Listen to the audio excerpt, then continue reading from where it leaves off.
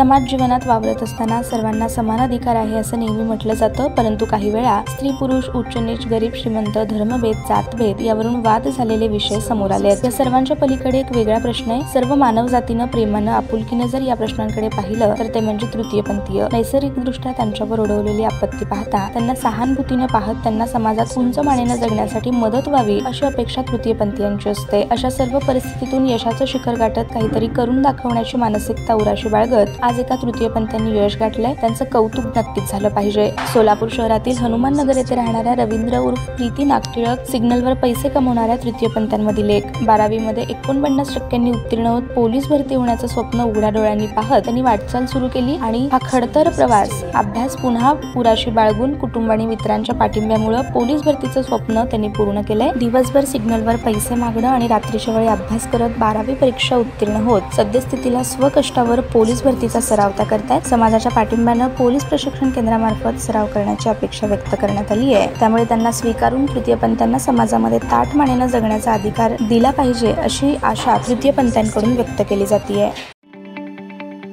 ताज्या बातम्या पाहण्यासाठी प्राईम महाराष्ट्र न्यूज चॅनलला सबस्क्राईब करा।